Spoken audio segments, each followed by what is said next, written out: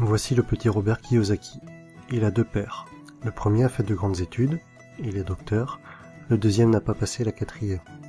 Les deux ont un bon salaire, mais l'un des deux aura des difficultés financières toute sa vie et laissera derrière lui de lourdes dettes à ses descendants. L'autre va devenir l'un des hommes les plus riches d'Hawaï et laissera un héritage de plusieurs dizaines de millions de dollars à sa famille. Dans ce livre, Kiyosaki va nous exposer les différents points de vue de ses deux pères. Tous les deux sont d'accord sur le fait que l'éducation joue un rôle primordial dans la vie. L'un est persuadé que les grandes études sont incontournables, l'autre pense que devenir financièrement intelligent va permettre au petit Kiyosaki de devenir riche. Le problème avec l'éducation financière est que c'est une matière qui n'est pas enseignée à l'école, mais à la maison, avec la famille. Malheureusement, la plupart du temps, les familles vont apprendre à leurs enfants à devenir pauvres. Ce n'est pas un manque d'amour pour leurs enfants, c'est juste qu'elles ne connaissent pas bien le sujet, et qu'elles ne maîtrisent pas bien les mécanismes de l'argent, et qu'elles ne lisent pas des livres tels que « Père riche, Père pauvre ». Si comme moi, vous n'avez pas de père riche, cherchez à apprendre auprès de ceux qui le sont, et investissez en vous. Lisez les livres de Robert Kiyosaki, Napoleon Hill, Warren Buffett et tant d'autres. En réalité, la recette pour devenir riche est plutôt facile. Pas besoin d'avoir fait de longues études de comptabilité pour comprendre le principe. Deux concepts simples à comprendre, actif et passif. Un actif, c'est quelque chose qui va vous mettre de l'argent dans votre poche. Un passif, c'est quelque chose qui va, au contraire, vous enlever de l'argent de votre poche. En analysant un peu, tout peut être un actif ou un passif. Si vous achetez une voiture, la plupart du temps, il va s'agir d'un passif. Vous allez perdre de l'argent avec, sa valeur va se déprécier. Mais si vous êtes un chauffeur de taxi, si vous êtes commercial, et que votre voiture améliore votre image et qu'elle facilite certaines de vos affaires, alors votre voiture pourra devenir un actif. Si vous possédez une maison, et que, avec les factures, les différentes taxes et travaux, cela vous fait perdre de l'argent, alors il s'agit d'un passif. En revanche, si vous louez votre maison et que cela vous fait gagner de l'argent, c'est un actif. Voici un schéma assez classique pour représenter les pauvres, classe moyenne et riches. Les pauvres vont seulement dépenser leur argent.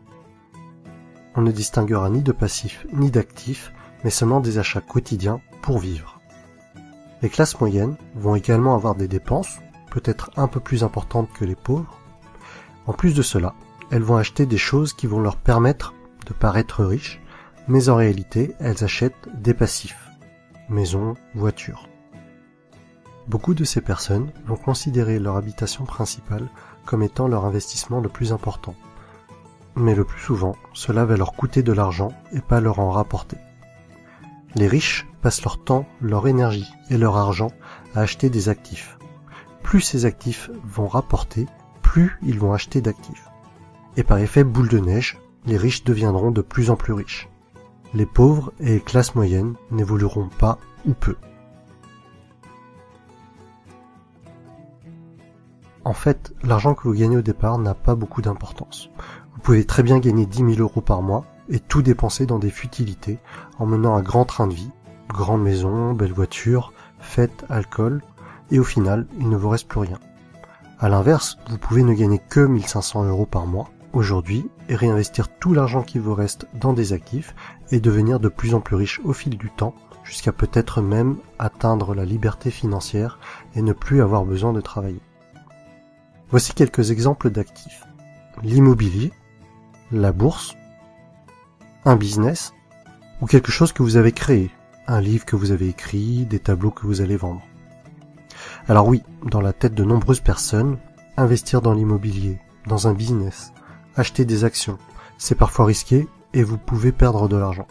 Par contre, ces personnes-là ne sont pas contre acheter une deuxième télévision à écran plat qui dans 2 ou 3 ans ne vaudra plus rien. Personnellement, je préfère perdre de l'argent en ayant essayé d'investir dans quelque chose qui peut potentiellement me rapporter de l'argent, plutôt que d'acheter une deuxième télé dont je n'ai pas l'utilité. Et au final, même si j'ai perdu de l'argent en ayant essayé d'acheter ou de produire un actif, les leçons reçues de mes échecs seront infiniment plus enrichissantes que de passer 3 heures par jour devant des programmes télé sans intérêt. En résumé, si vous voulez devenir riche, Soyez financièrement intelligent. Apprenez auprès des personnes qui sont devenues riches. Apprenez à limiter vos dépenses. Concentrez-vous sur les actifs, limitez les passifs. Et voilà mon résumé du livre Père riche, Père pauvre de Robert Kiyosaki. Si vous avez apprécié la vidéo, mettez-moi un pouce bleu en bas à droite. Et pour suivre mon actualité, abonnez-vous.